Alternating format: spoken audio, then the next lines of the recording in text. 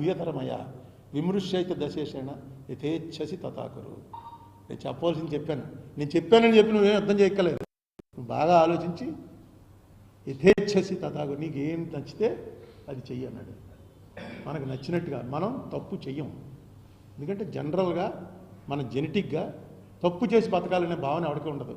పరిస్థితుల కారణాల వల్ల అవుతాడు. కానీ ఈవేళ మీరు ఎలాంటి అట్మాస్ఫియర్ క్రియేట్ చేస్తున్నారంటే ద్వేషం, వైరం, కక్ష ఇవే ఉంటేనే మేము అధికారంలో కొనసాగలం అనేటువంటి ఒక ఆలోచన ఎప్పుడైతే వచ్చిందో ఇది పెద్దవాళ్ళ నుంచి పుట్టాలి, బాగా చదువుకున్న వాళ్ళ నుంచి, వాళ్ళ నుంచి. నేను అందుకే దీని మీద డిస్కషన్కి సోమవీర్రాజు గారే నన్ను పిలిచాడు. నేనేమి ఆయన్ని పిలవాలా. అరే ఆయన కొంచెం బిజీగా ఎమ్మెల్సీ కాబట్టి ఆయన ఎప్పుడంటే అప్పుడు. ఈలోపు ఐవీఆర్ కృష్ణారావు గారు అడిగాడు ఏంటయ్యా గొడవ అంటే ఈ రెండు కూడా ఆన్లైన్ పంపించాను, 2 బుక్కులు. ఆయన చదివి నాతోటి మన ఇద్దరం కూర్చున్నాం సార్ అన్నాడు. తప్పకుండా కూర్చున్నామండి. అడిగారా? తప్పకుండా రావాలి. ఎందుకంటే చర్చ అనేది బుక్ మీద చర్చ. ఇది బుక్ మీద ఆయన అభిప్రాయం ఆయన చెప్తాడు, నా అభిప్రాయం నేను చెప్తాను. అందులో ఇది established law of the RSS.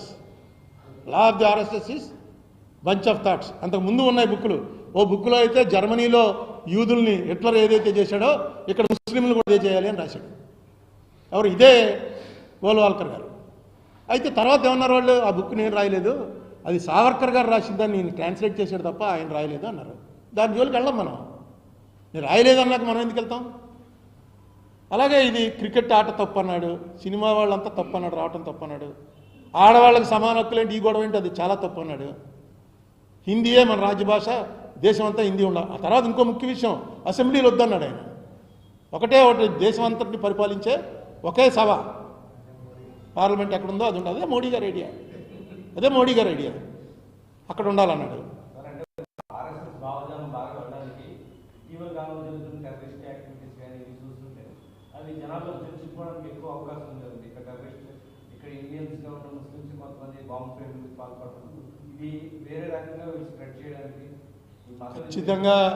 ఖచ్చితంగా టెర్రరిస్టులు ఎవడన్నా సరే వాడిని కాల్చిపారేయాలి, అందులో అనుమానం లేదు.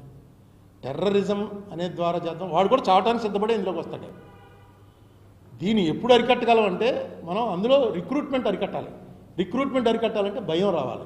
టెర్రరిజం అరికట్టడానికి అంతకన్నా ఏం లేదు. నీకు భగవాన్ కృష్ణుడే చెప్పాడు ఏమని, తన ప్రాణాలు పోయినా పర్వాలేదు అనుకుని యుద్ధంలో దిగిన వాడితోటి సాక్షాత్తు నువ్వు కానీ నేను కానీ ఇంద్రుడు కానీ ఎవడో జయించలేమన్నాడు. తన ప్రాణాలు పోవాలని రావటమే టెర్రరిస్ట్. ఇదే మాట మహాభారతంలో ఉంది. కెనడీ చెప్పాడు. కెనడీ ఏమని చెప్పాడంటే, తనను తను చంపుకోవడానికి సిద్ధపడి ఎవడన్నా నన్ను చంపడానికి కనుక ప్రయత్నిస్తే ఎంత సెక్యూరిటీ ఉన్నా ఎవరో ఆపలేరు. వాడు చంపేసి పారిపోదామంటే ఆపగలరు, కానీ తను చచ్చిపోవడానికి సిద్ధపడి సూసైడ్ బాంబర్స్ వస్తున్నారు, ఎవడేం చేయలేడు. దాని కాన్సెప్ట్లో కొట్టాలంటే ముందు నీకు అభద్రతా భావం రాకూడదు. ఈ దేశంలో ఉన్న ముస్లిమ్స్కి, ఈ దేశంలో ఉన్న క్రిస్టియన్స్కి, ఈ దేశంలో ఉన్న అన్య మతాల వాళ్ళకి ఎప్పుడు ఈ దేశంలో నేను భద్రతలో లేనురా అనేటువంటి ఒక భావన వచ్చిందో అక్కడి నుంచే పుడతాయి ఈ టెర్రరిజం ఇవన్నీ. ఆ భావన మనం తగ్గించడానికి మనం సిద్ధంగా ఉన్నాం. ఈ దేశ ప్రజలెవడికి ఆ గొడవ లేదు. పొలిటికల్గా వచ్చి ఇంజెక్ట్ చేస్తున్నారు.